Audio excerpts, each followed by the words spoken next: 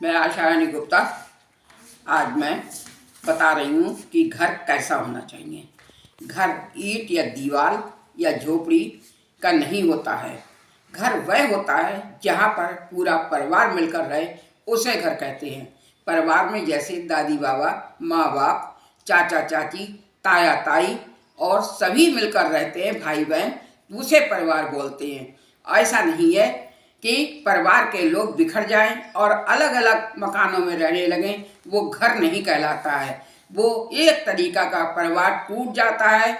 और परिवार में अगर कोई काम हो और सब लोगों की सलाह एक ना हो तो वो परिवार नहीं होता है। परिवार वही होता है, घर वही होता है जहाँ पर सब मिलकर रहें और सारे साथ में खाना खाएं। अगर कोई काम काज है तो सबकी राय एक हो। आजकल के ज़माने में क्या है कि माँ बाप लड़कों को पढ़ाते हैं, लड़कियों को पढ़ाते हैं, और जहाँ पढ़ लिख कर कुछ बन गए तो विदेश चले गए या अलग रहने लगे। और माँ बाप अगर कोई परेशानी आती है तो कहते हैं भाई हम पैसा भेजे दे रहे हैं, आप अपना संभाल लो, या पैसा भी नहीं है तो अब अपना देखो, हम नहीं आ सकते, हमें छुट्टी नहीं है। क्या ऐसा होना चाहिए? नहीं, बिल्कुल नहीं। अगर एक माँ बाप एक बच्चे को, 4 बच्चों को पालते हैं तो क्या बच्चे माँ बाप को नहीं पाल सकते? लेकिन आजकल के ज़माने में ऐसा नहीं है।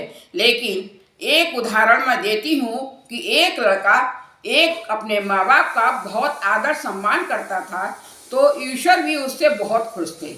ईश्वर ने कहा चलो आज उसकी परीक्षा ली जाए। जब वो उसके घर के दरवाजे पर ब्राह्मण का रूप रखकर आए विष्णु जी और बोले बच्चा मुझे भिक्षा चाहिए, लेकिन लड़का उस समय अपने पिता के पैर दबा रहा था और उसने कहा कि मैं अपने बाप की, पिता की सेवा कर रहा हूँ, इस समय आपके पास नहीं आ सकता, आपकी बात नहीं सुन सकता।